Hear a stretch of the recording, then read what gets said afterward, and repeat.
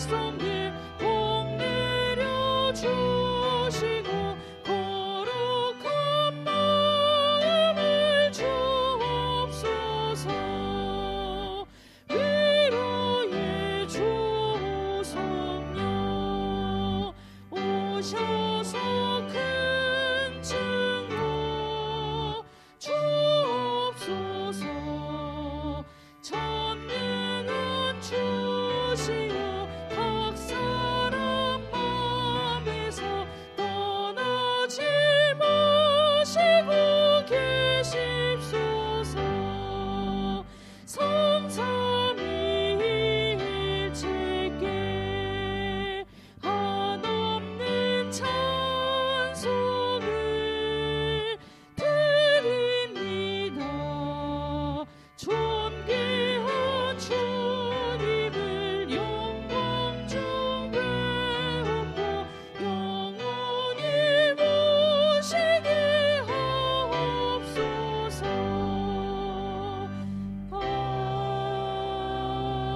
아멘.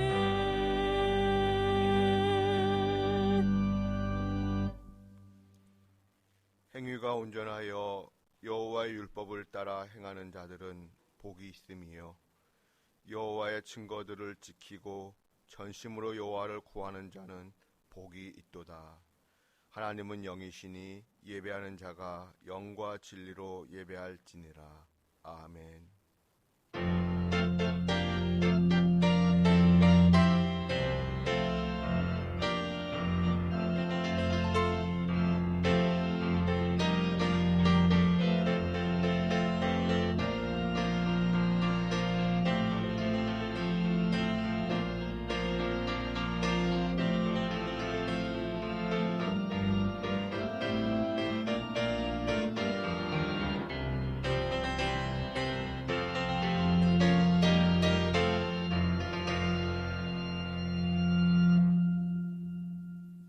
만세전부터 우리를 하나님의 자녀로 택하여 주시고 독생자 예수님을 보내주셔서 구원을 이루어 주신 하나님께 찬양과 영광을 올려드립니다.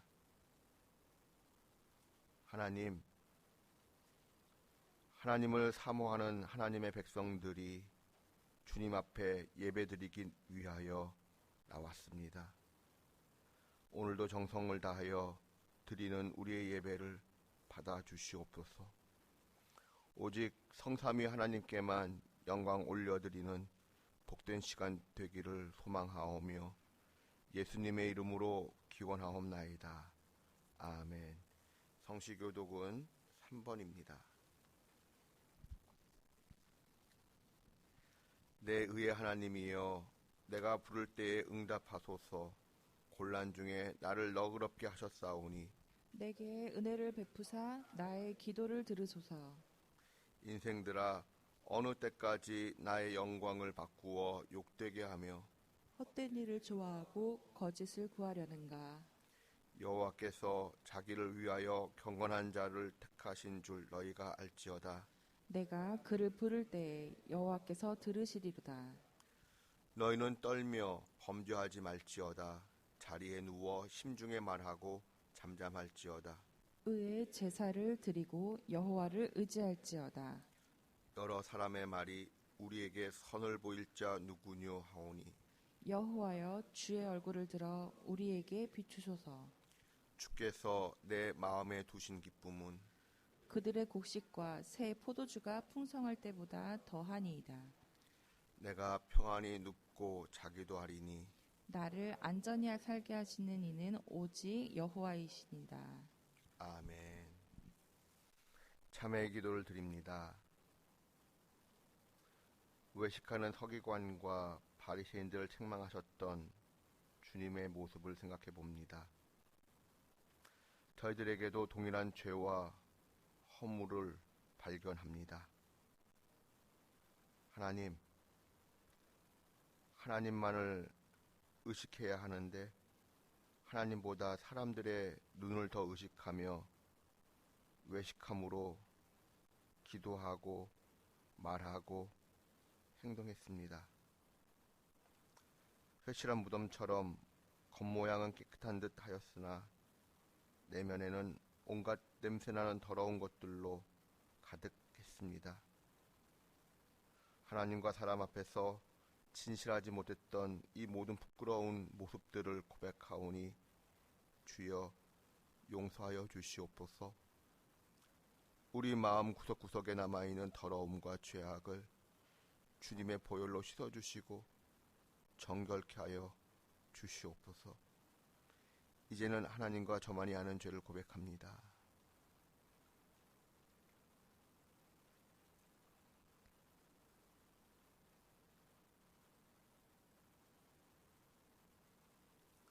구하옵나니 주의 인자의 광대하심을 따라 이 백성의 죄악을 사하시되 애굽에서부터 지금까지 이 백성을 사하신 것 같이 사하시옵소서. 여호와께서 이르시되 내가 네 말대로 사하노라. 그러므로 주 예수 그리스도 안에 있는 자에게 결코 정죄함이 없느니라. 아멘. 이제 우리는 우리의 신앙을 한 몫으로 고백하오니 나는 전능하신 아버지 하나님 천지의 창조주를 믿습니다. 나는 그의 유일하신 아들 우리 주 예수 그리스도를 믿습니다. 그는 성령으로 잉태되어 동정녀 마리아에게서 나시고 본디오 빌라도에게 고난을 받아 십자가에 못 박혀 죽으시고 장사된 지 사흘 만에 죽은 자 가운데서 다시 살아나셨으며 하늘에 오르시어 전능하신 아버지 하나님 우편에 앉아 계시다가 거기로부터 살아있는 자와 죽은 자를 심판하러 오십니다. 거룩한 공교회와 성도의 교제와 죄를 용서받는 것과 몸의 부활과 영생을 믿습니다. 아멘. 찬송가 304장 찬송하겠습니다.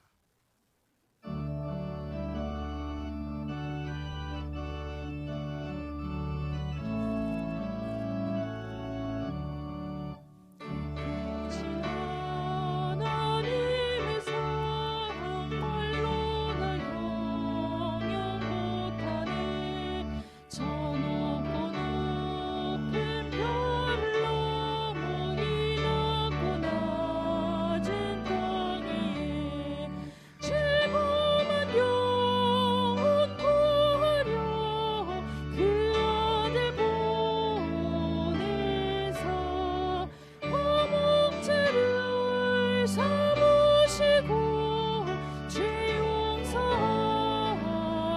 용서하셨네. 하나님 크신 사랑을 증명도 못하네. 영원히 변치 않는 사랑 성도여 찬양하세. 괴로운 시절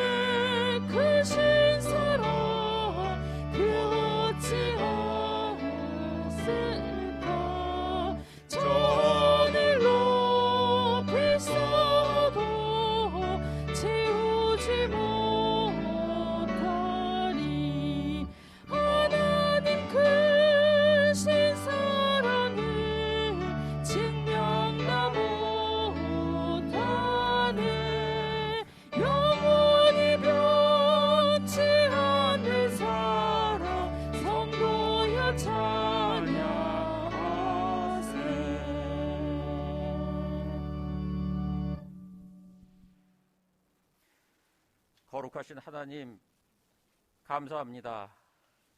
하나님의 백성으로 인치신 우리로 하여금 이 거룩한 주일을 합당하게 봉헌하도록 인도하여 주시니 감사합니다.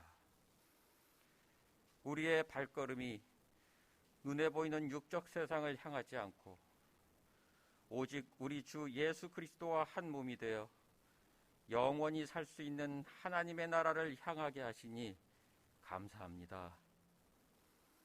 하나님 아버지, 지난 한 주일 동안에도 팍팍하고 고된 이 광야의 삶을 살아내느라 하루에도 몇 번씩 실망과 절망의 탄식을 토해내며 소가리를 해야 했습니다.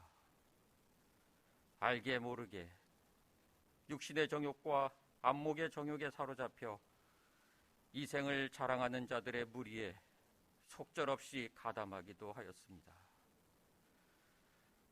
사랑의 하나님, 우리 아버지시여, 하나님 앞에 무릎 꿇은 우리는 해가 뜨면 사라져버릴 아침 안개와 같은 존재임을 고백합니다. 하루에도 몇 번씩 스스로에 대한 실망과 절망 속을 헤매이다 깊은 탄식 끝에 부르짖듯 주님을 찾는 우리임을 고백합니다. 이 세상 사망의 몸에서 헤어나지 못하고 삶의 현실에 매여 신음하는 우리를 불쌍히 여기시고 오늘 이 시간, 여기 이 순간 예수 그리스도와 연합하여 예배하는 우리의 영을 만져 주시옵소서. 예수님께서 우리에게 주신 그리스도의 평안으로 우리의 마음을 평정케 하시고 성령의 역사로 우리의 가슴을 뜨겁게 하여 주시옵소서. 거룩하신 하나님 아버지, 우리의 아버지이신 하나님께서 거룩하시니 당신의 자녀된 우리 또한 거룩한 자들임을 믿습니다. 거룩함은 곧 구별됨임을 압니다. 이 어둠의 세상은 권력의 아귀다툼으로 타락할지라도 매 순간 성령의 도우심에 의탁하며 살아가는 우리는 이 혼탁한 세상을 영적인 마음의 눈으로 바라보아야 할 자들임을 아오니 부디 우리를 세상에 만연한 타락의 누룩이 우리와 우리가 속한 교회 공동체에 파고들지 못하도록 지키는 무교병의 파수꾼으로 만들어 주시옵소서. 우리가 매달릴 진리는 인간이 만들어내는 정의가 아니라 오직 하나님의 공의에 있음을 믿습니다. 오늘 말씀을 전하시는 목사님에게 역사하시어 목말라 있는 우리 영혼에 생수를 부어주시고 살아계신 하나님을 만나는 감격을 체험케 하여 주시옵소서. 보이지 않는 곳에서 그리고 각자의 삶의 자리에서 주님과 공동체를 위해 헌신하는 교역자와 섬기는 손길들 하나하나 기억하여 주시고 그분들의 가정을 보호해 주셔서 생활에 염려 없이 오직 주님과 공동체를 섬기고 위하는 일에 전념할 수 있도록 돌보아 주시옵소서. 하나님 아버지, 우리 중에 몸이 아픈 형제와 가족이 있습니다. 부디 그 육신의 고통을 멎게 하시고 하나님께 감사의 찬송과 기도드릴 수 있도록 신유의 은혜를 베풀어 주시옵소서.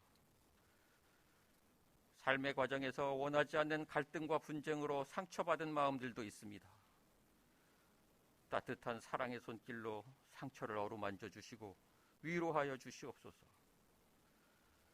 경제적으로 어려움을 겪고 있는 형제들에게 사랑의 손길을 펴시어 그들이 물질의 시험에 들지 않도록 부족함을 메워주시고 고난의 강을 건널 수 있도록 도와주시옵소서. 마라나타, 마라나타, 다시 새봄이 찾아오듯 주님 이 땅에 다시 오실 날을 갈망하며 거룩하신 우리 주 예수 그리스도의 이름으로 기도드립니다. 아멘.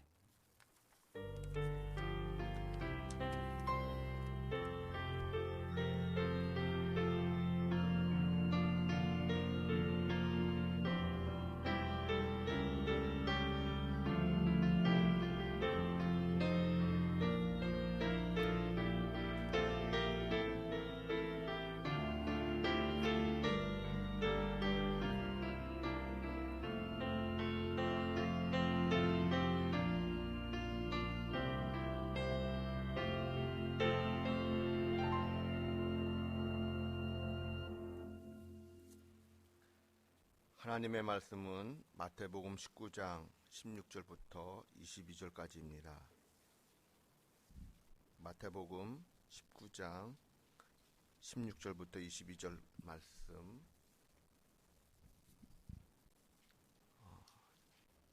교독하고 맨 마지막 절은 함께 봉독하겠습니다. 어떤 사람이 주께 와서 이르되 선생님이여 내가 무슨 선한 일을 하여야 영생을 얻으리이까? 예수께서 이르시되 어찌하여 선한 일을 내게 묻느냐 선한 이는 오직 한 분이시니라. 내가 생명에 들어가려면 계명들을 지키라. 이르되 어느 계명이오니까? 예수께서 이르시되 살인하지 말라, 간음하지 말라, 도둑질하지 말라, 거짓 증언하지 말라. 내 부모를 공경하라. 내 이웃을 내 자신과 같이 사랑하라 하신 것이니라. 그 청년이 이르되 이 모든 것을 내가 지키었사온데 아직도 무엇이 부족하나이까? 예수께서 이르시되 내가 온전하고자 할진대 가서 내 소유를 팔아 가난한 자들에게 주라. 그리하면 하늘에서 보화가 내게 있으리라. 그리고 와서 나를 따르라 하시니 그 청년이 재물이 많음으로 이 말씀을 듣고 근심하며 가니라. 아멘. 아멘.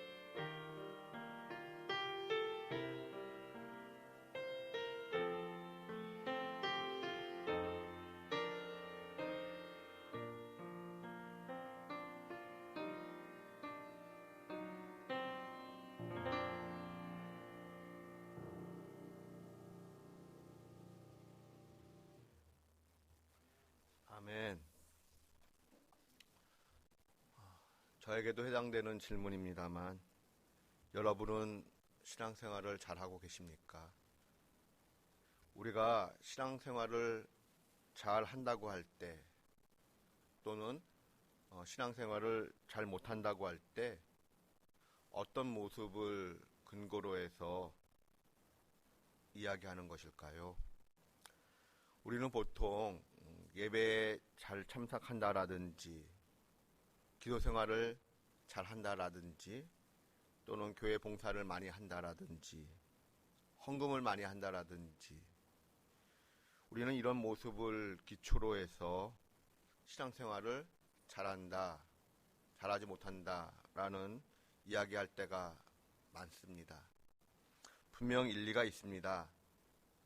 하지만 오늘 우리는 신앙생활을 잘한다, 못한다의 그 평가 기준에 있어서 앞서 언급했던 것과 비슷하지만 조금은 다르게 생각해 보려고 합니다. 신앙생활을 잘한다는 것은 흔들림이 없는 믿음 생활이라고 정의를 내려봅니다. 하나님께서 나에게 어떤 선물을 많이 주셨을 때 그 선물 때문에 내 믿음이 흐트러지고 흔들리고 있는가 질문을 해봅니다. 또 반대로 하나님께서 나에게 어떤 선물을 빼앗아 가실 때 그 빼앗긴 선물 때문에 내 믿음이 흐트러지고 흔들리고 있는가? 하나님께서 주시거나 빼앗은 선물 때문에 내 믿음 생활이 흐트러진다면, 흔들린다면 하나님께서 주시거나 빼앗은 그 선물은 내 문제의 핵심일 가능성이 높습니다. 그러므로 하나님은 내 문제의 핵심이 해결될 때까지 그 문제를 끊임없이 계속 건드려 나가실 것입니다. 사실 사람이기에 흔들릴 수밖에 없습니다. 만약 흔들림이 없다면 그것은 시체라는 뜻이겠지요. 사람이기에 당연히 흔들릴 수 있습니다. 그러므로 그 흔들림에도 불구하고 베세메스로 가는 소처럼 아파서 울더라도 믿음의 길을 끝까지 걸어갈 수 있는가? 그것이 중요합니다. 그러나 오늘 우리가 생각하고 싶은 것은 하나님께서 나에게 무엇인가를 더 주실 때 내가 분별력을 잃어버리고 흔들리는 부분은 없는지 스스로 생각해 보는 것입니다. 또는 하나님께서 나로부터 무엇인가를 빼앗아 가실 때 내가 분노하며 믿음에 있어서 흔들림이 있는가? 무엇 때문에 내가 흔들리는가? 그 영역을 한번 스스로가 생각해 보았으면 좋겠습니다. 오늘 본문 말씀을 마태, 마가, 누가복음을 종합하여 살펴보고자 합니다. 예수님께서 갈릴리를 떠나 예루살렘으로 가시던 길 중에 한 부자 청년을 만나게 됩니다. 그는 마치 행정고시를 합격한 그 공무원이라고 할까요? 젊은 나이에 출세한 사람이었습니다. 이 부자 청년은 세상 사람들이 가장 부러워하는 세 가지를 가졌습니다. 젊음, 돈, 명예. 일반적으로 이 젊음과 돈과 명예를 가진 사람은 도덕적인 약점을 가진 경우가 많습니다. 그러나 이 부자 청년의 모습을 보면 공직자로서 정직하고 도덕적으로도 청렴한 삶을 추구했던 것으로 보여집니다. 또한 부모님을 나름 정성껏 모시고자 하는 일명 모범 시민의 삶을 살았던 것 같습니다. 그런데 더 나아가 이 부자 청년은 영적인 분별력까지도 가지고 있었습니다. 그 당시 사람들로부터 존경받는 사람들이 있었습니다. 예를 든다면 제사장이라든지 서기관, 바리새인, 이러한 나름대로 사람들로부터 이렇게 추앙받던 사람들이 덜어 있었는데, 이 부자 청년은 그들을 찾지 아니하고 예수님을 찾았습니다. 예수님께 나아가 자신의 문제를 해결하고자 하는 영적 분별력을 가졌습니다. 이 부자 청년은 무언가 볼 줄 아는 영안이 있었던 것입니다. 심지어 믿음의 어떤 결단, 용기까지도 있었습니다. 부자 청년은 저 앞에 예수님이 보이자 예수님 앞으로 달려가서 무릎을 꿇었습니다. 우리가 잘 알고 있는 니고데모의 모습을 한번 떠올려 보시기 바랍니다. 사회적으로 두려울 것이 없는 위치와 덕망을 가진 인물이었지만 무엇이 두려웠는지 한밤중에 예수님을 찾아갔습니다. 물론 나중에는 예수님을 적극적으로 변호하게 됩니다만 처음에는 조심스러운 접근을 했습니다. 그런데 이 부자 청년은 공직자의 신분이었음에도 불구하고 사람들의 시선을 두려워하지 않았습니다. 여러분은 어떻게 생각하십니까? 우리 주위에 이 정도의 신앙인을 요즘 이렇게 만나고 계십니까? 그런데 이 부자 청년은 우리를 더욱 놀라게 합니다. 부자 청년이 예수님께 질문한 것은 세상적인 삶과 관련된 어떤 출세와 관련된 먹고 사는 것과 관련된 이런 류의 질문이 아니라 영생에 관한 질문이었습니다. 우리의 모습을 생각해 보면 우리가 예수님을 믿는다고 하지만 우리의 기도 제목이 일반적으로 어떠합니까? 그저 이 땅에서 어떻게 먹고 사느냐의 문제, 어떻게 출세할 것인가의 문제, 이런 것 등에 얽매일 때가 많이 있지요. 핵심을 찌르지 못하고 주변 문제를 가지고 방황할 때가 많이 있습니다. 그런데 이 청년은 정확하게 신앙의 본질의 문제를 질문합니다. 영생의 문제를 예수님께 질문하지요. 이 질문을 통하여 우리도 도전받을 수 있어야 하겠습니다. 영원한 생명의 문제가 내 마음속에 자리 잡고 있는가?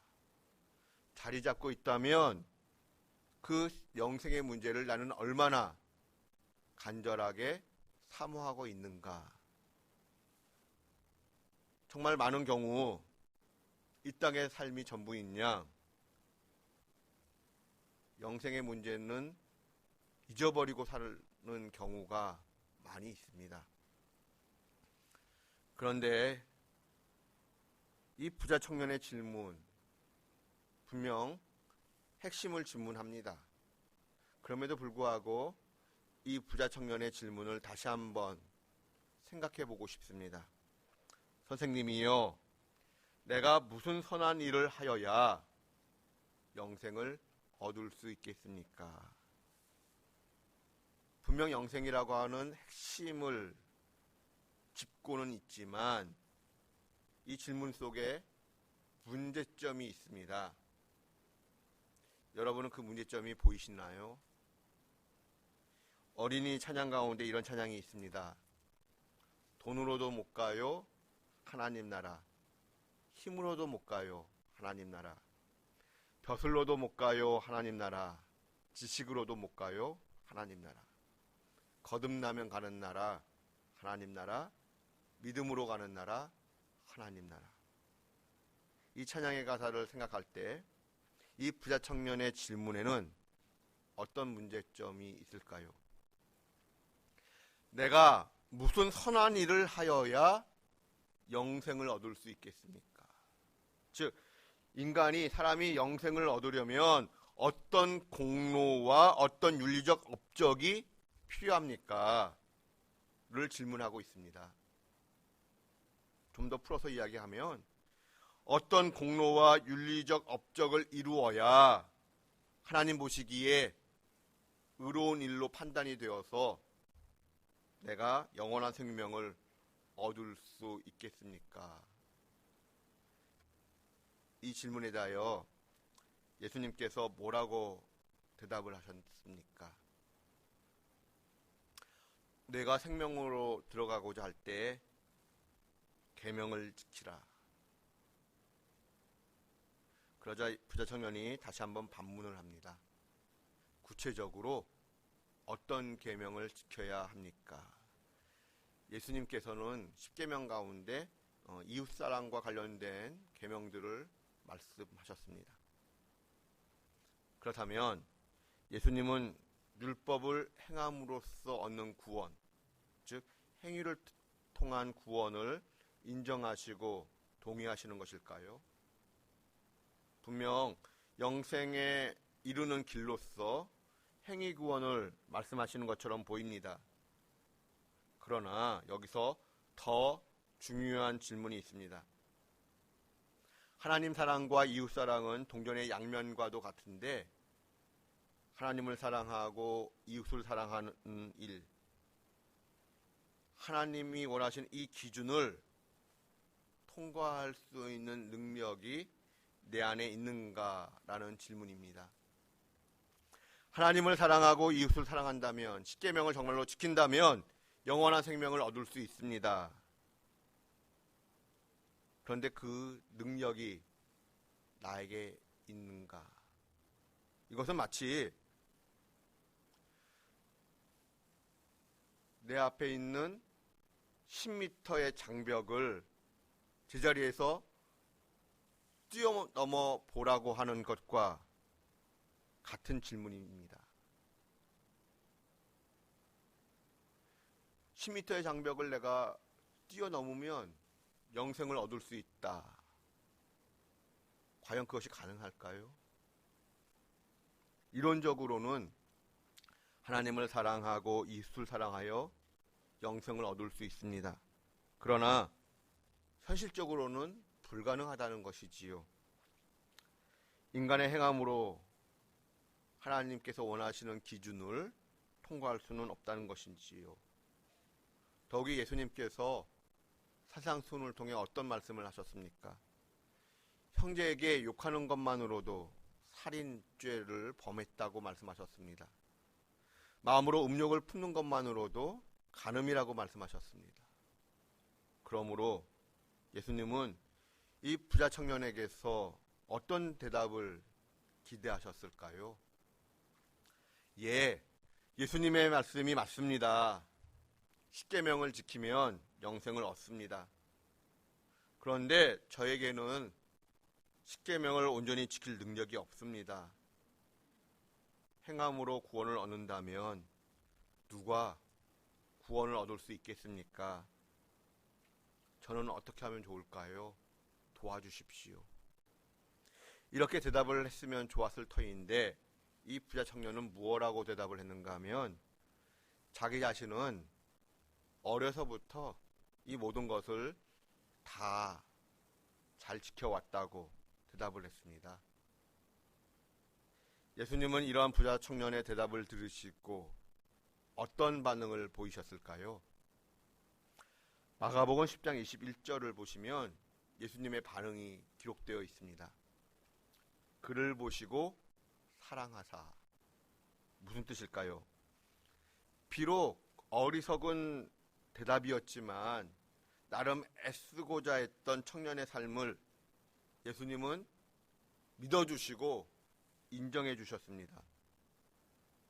그러자 이 청년은 은근히 자신감과 교만에 노출되고 말았습니다. 선생님, 아직도 저에게 부족한 것이 있습니까? 부족한 것이 있다면 알려주십시오. 예수님께서 말씀하셨습니다. 내가 온전하고자 할진대 가서 내 소유를 팔아 가난한 자들에게 나누어 주어라. 그리하면 하늘에서 보화가 너에게 있을 것이다. 그리고 나서 나를 따라오라. 예수님의 말씀을 들은 이 청년은 결국 어떤 반응을 보였을까요? 청년은 슬픈 기색을 띠고 근심하며 돌아갔습니다.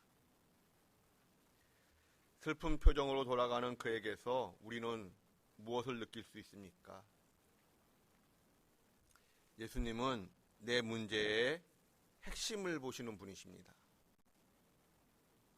나의 문제가 무엇인지 예수님은 핵심을 보십니다. 예수님께서 찾으신 이 부자 청년의 문제는 재물, 돈이었습니다. 예수님께서 부자 청년의 핵심을 건드리자 부자 청년의 믿음은 흔들렸고 결국 영생의 문제마저도 포기하고자 합니다. 여러분, 누가 믿음 있는 사람입니까? 헌금을 많이 하는 사람일까요? 봉사를 잘하고 어려운 이웃을 많이 도와주는 사람일까요? 아니면 기도를 많이 하는 사람일까요? 꼭 그러한 것만은 아닌 것 같습니다. 내가 믿음이 있는지 없는지를 어떻게 확인할 수 있을까요? 그것은 어떤 면에서는 간단합니다. 문제가 하나 터지면 됩니다. 문제가 하나 터졌을 때 나의 태도가 어떠한지가 내가 믿음이 있는 사람인지 없는 사람인지를 드러냅니다. 그런데 만약 문제가 터졌는데 내 믿음이 요동하지 않는다라고 하면 그 문제는 나의 진짜 문제가 아닐 가능성이 큽니다. 그런데 만약 문제가 터졌는데 그 문제로 인하여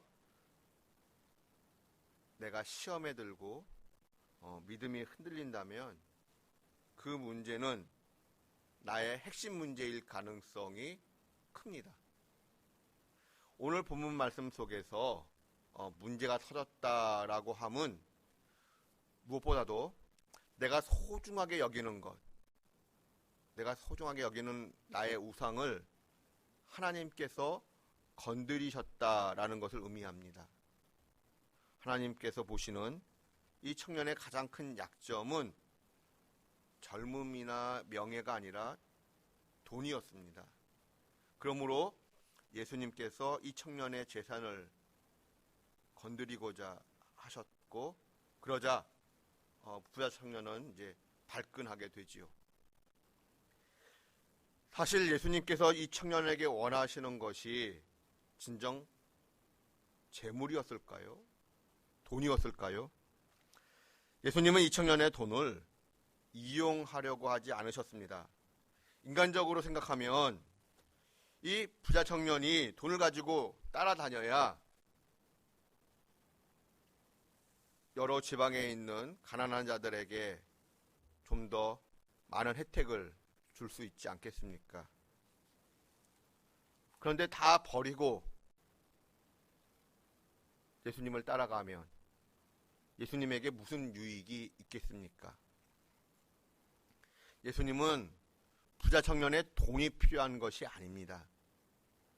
예수님께서 부자 청년에게 요구하신 말씀의 참된 뜻은 너의 우상을 버리고 나만 사랑할 수 있겠느냐를 묻고 계시는 겁니다. 삭개오를 생각해 봅니다.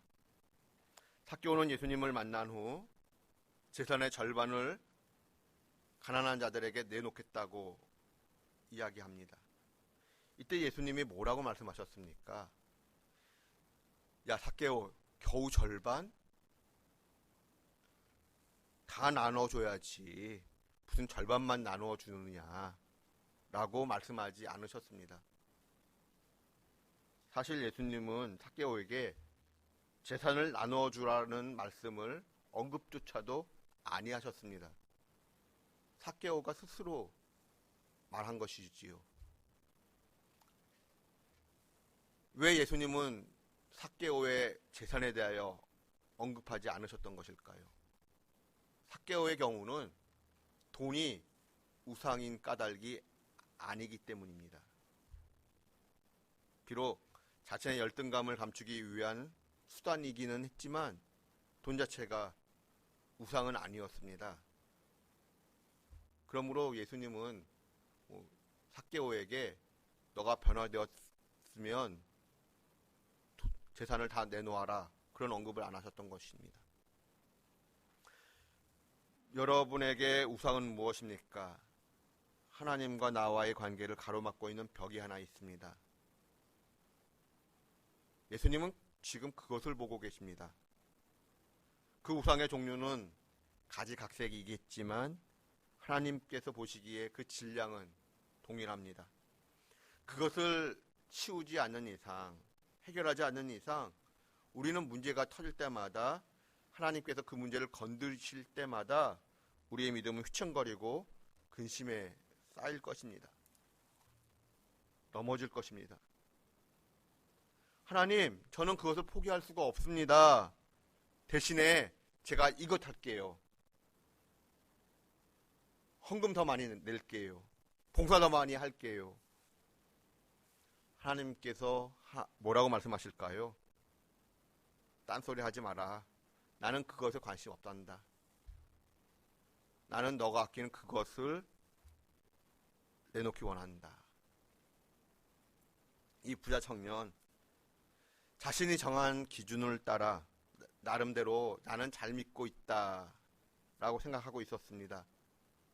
그런데 그것은 착각이었습니다. 하나님께서 부자 청년의 가장 큰 핵심 문제를 건드리자 부자 청년은 곧바로 믿음이 흔들렸습니다. 궁금한 것은 이 믿음이 흔들렸던 부자 청년, 그래서 예수님을 지금 현재로는 떠나고자 한 이 청년이 나중에 결국은 예수님께로 다시 돌아왔을까, 아니면 돌아오지 않았을까 하는 궁금증이 있습니다. 전 재산을 포기해야 한다는 것 때문에 잠시 흔들렸지만 결국은 예수님의 말씀대로 순종하며 돌아올 수도 있기 때문입니다. 부자 청년을 보면서 하나님께서 저와 여러분에게 내려놓으라고 말씀하시는 것은 무엇일까를 생각해 봅니다. 이것은 우리 각자가 다 다르기 때문에 우리 각자가 한번 생각해 보아야 합니다. 돈을 더 주셨는데 돈 때문에, 더 많이 가진 돈 때문에 내 신앙생활이 더 엉망이 되어진다. 가족관계 또 친구관계가 다 깨어진다면 이 돈이 복일까요? 또 하나님께서 돈을 빼앗아 갔는데 하나님을 원망하며 믿음이 흔들린다면, 돈 때문에 돈을 더 주시거나 빼앗아 갔을 때 그것으로 인하여 문제가 생기고 믿음이 흔들린다면 돈이 우상이라는 뜻이겠지요. 건강을 주었더니 예배 빠지고 여행을 가고 이런다. 근데 건강을 또 빼앗았더니 모든 것을 자포자기하며 하나님을 원망하고 믿음이 흔들린다면, 이 건강 때문에 믿음이 흔들린다면 건강이 우상이라는 뜻이겠지요. 하나님이 더 주셨을 때 또는 빼앗아 갔을 때 나의 믿음을 흔들리게 하는 그 요소가 무엇인가 라는 측면을 한번 고민해 보시길 바랍니다. 저는 개인적으로 이 고민을 하면서 나중에 또 이제 설교를 통해서 언급하게 될 것 같습니다만, 저 한 주간 좀 많이 슬펐습니다. 제가 여태껏 우상하면 예를 들면 돈이라든지 명예라든지 이런 것을 생각하잖아요. 그런데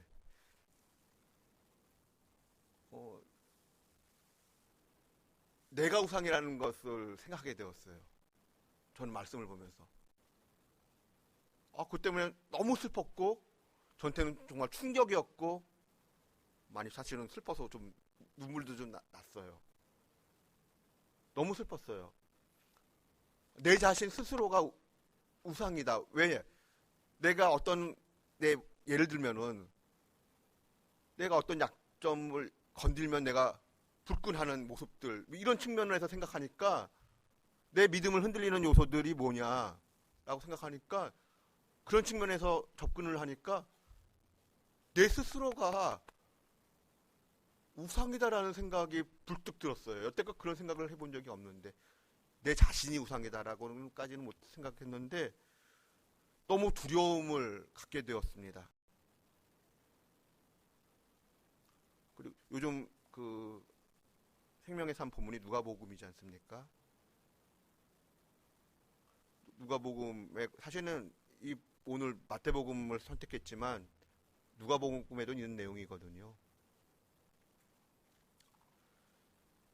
또 나중에 이런 내용을 다시 한번 여러분과 나누고 싶은 마음이 있습니다. 믿음을 흔들리게 만드는 것, 그것이 내 문제의 핵심이라고 할 수 있습니다. 하나님보다 더 의지하는 그것을 버리고 하나님께 더 가까이 나아가는 저와 여러분 되실 수 있기를 주님의 이름으로 축원드립니다. 기도하겠습니다. 하나님, 믿음이 있다라고 생각을 했는데 내가 정한 기준을 따라 나는 믿음 생활 잘한다라고 생각을 했는데 하나님께서 내 문제의 핵심을 건드리실 때 내 믿음이 얼마나 허상이었는지를 깨닫게 됩니다. 하나님은 내 문제의 핵심을 보고 계시다는 것을 깨닫습니다. 그리고 그 문제를 건드리신다는 것도 깨닫게 됩니다. 하나님, 더욱 깨어져야 할 부분이 무엇입니까? 내 우상이 내 삶 속에서 더욱 깨어지고 부서지기를 원합니다. 하나님, 하나님만을 진실로 더 사랑할 수 있는 그리고 따르는 저희들 되게 하여 주시옵소서. 예수님의 이름으로 기도드립니다. 아멘. 찬송가 521장 찬송하겠습니다.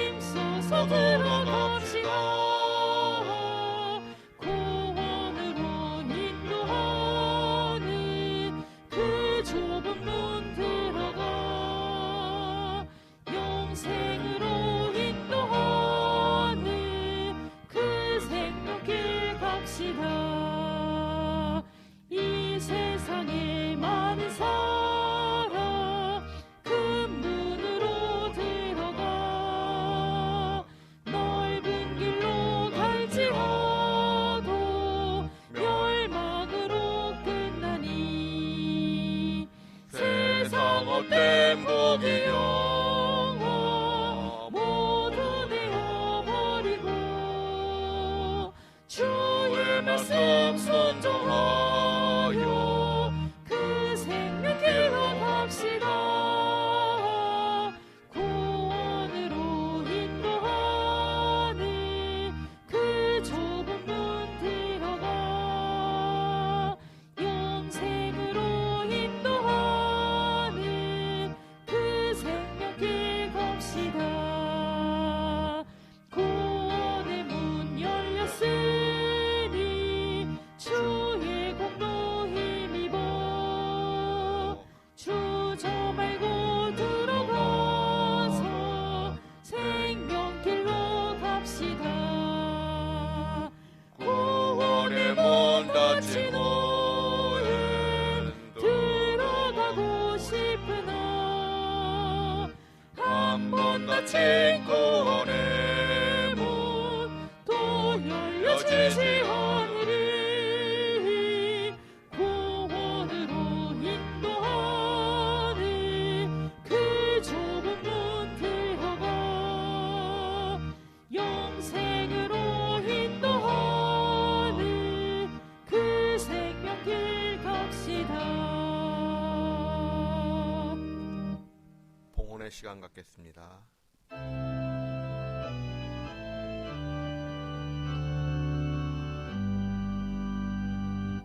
모든 것이 주께로부터 왔으니 이 예물을 주께 드리나이다.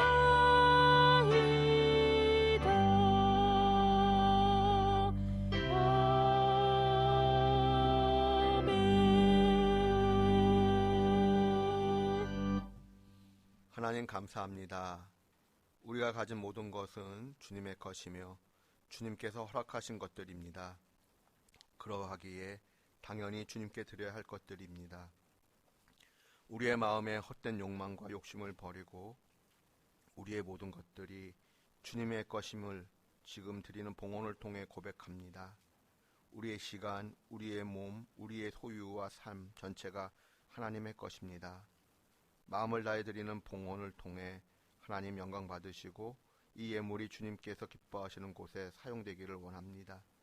하나님, 우리 드림에 속한 권속들 어느 곳에 머물든지 그곳에서 하나님을 예배하게 하시고 하나님의 돌보심을 받게 하여 주시옵소서. 하나님, 우리의 자녀 손들 가운데 진학과 취업을 위하여 준비하는 수험생들이 있습니다. 몸과 마음을 끝까지 지켜주시옵소서. 여호와 라파 하나님, 우리 드림의 권속들 가운데 그리고 그 가족들 가운데 몸과 마음이 아프신 분들이 계십니다. 질병으로부터 자유함을 허락해 주시옵소서. 아프신 가족들 말씀으로 새 힘을 얻게 하시고 믿음 안에서 강건할 수 있도록 도와주시옵소서. 질병으로부터 고침받고 남은 삶을 하나님 나라를 위하여 살아가는 삶이 되게 도와주시옵소서. 하나님, 저희 교회에 새로운 생명들이 태어나게 하심을 감사드립니다.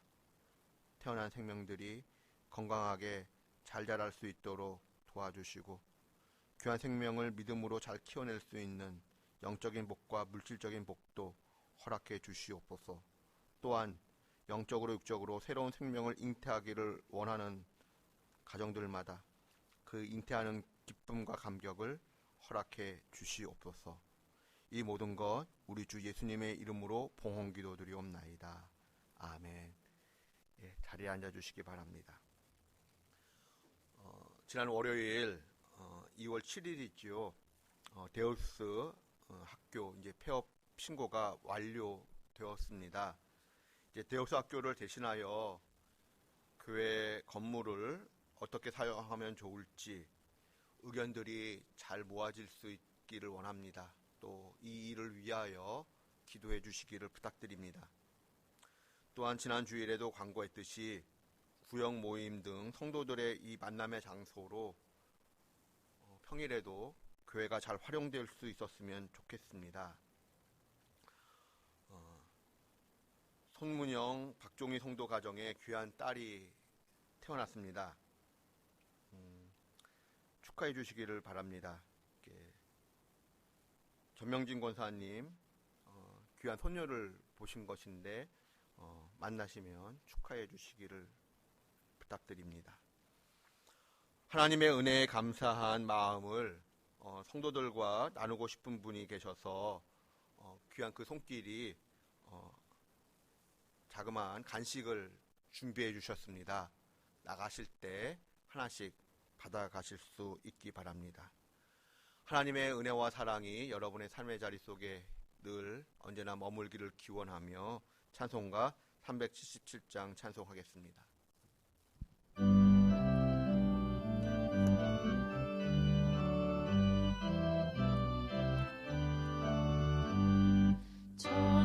전능하신 주 하나님 나는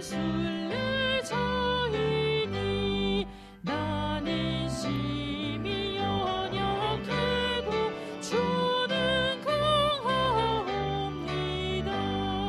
하늘 양식 먹여주시옵소서.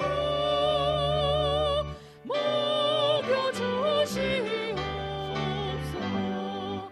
수정 같은 생명수를 마시도록 하시며 불과 구름 기둥으로 나를 인도하소서. 나의 주여 나의 주여 힘과 방패 되소서. 힘과 방패 되소서. 요단 강을 건널 때에 겁이 없게 하시고 저기 배는 가나안 땅 편히 닿게 하소서. 영원토록 주께 찬양하리라. 주께 찬양하리라.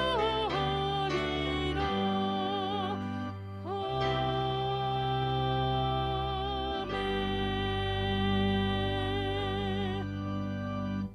우리 주 예수 그리스도의 은혜와 하나님의 크신 사랑과 성령의 교제하심이 내 속에 있는 나의 우상들을 깨어버리고 오직 하나님만을 사랑하는 믿음의 사람 되기를 기다리고 기대하는 주의 백성들 한 분 한 분의 삶과 가정과 일터 위에 우리 조국 대한민국의 미래와 번영 위에 또한 세계 열방에서 목숨을 걸고 복음을 증거하시는 선교사님들과 그 사역 위에 그리고 전쟁이 날까 두려워하는 세계 곳곳에 퍼져 있는 믿음의 사람들, 하나님의 백성들 위에 지금부터 영원까지 늘 함께 하시기를 간절히 축원하옵나이다.